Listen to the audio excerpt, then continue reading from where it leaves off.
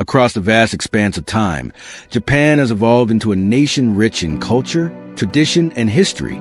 But to truly understand Japan of today, we must first journey back to its ancient past, when the foundations of its civilization were first laid. Welcome to the entire history of ancient Japan. Our story begins in the midst of prehistory, during a time when Japan's islands were first populated by hunter-gatherers. This era, known as the Jomon period, lasted from around 14,000 BCE to 300 BCE. The Jomon people are famous for their distinctive pottery, which bears intricate patterns resembling the twisting shapes of the forest. These early inhabitants lived in small villages, relying on hunting, fishing, and gathering.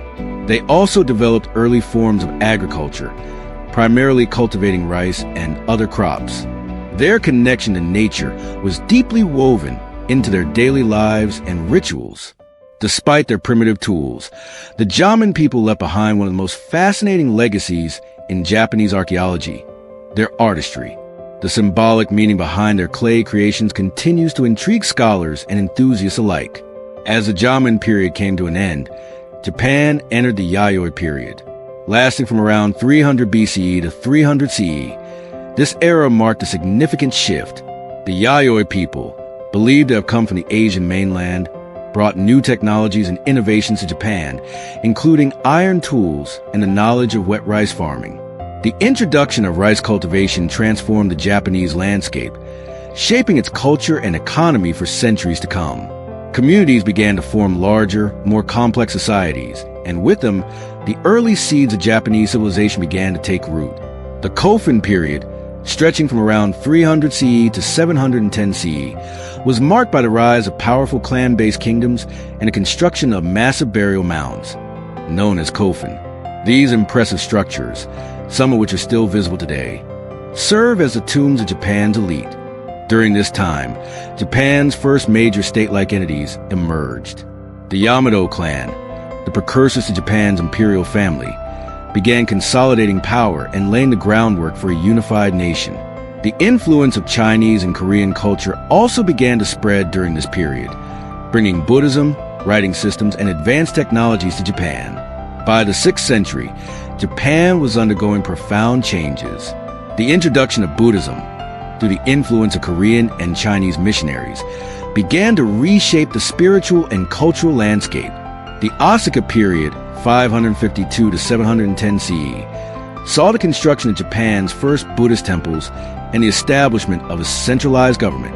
During the Nara period, 710 to 794 CE, Japan's capital moved to Haijokyo, present-day Nara. This was Japan's first permanent capital, modeled after the Chinese Tang dynasty, and it marked the beginning of Japan's first golden age.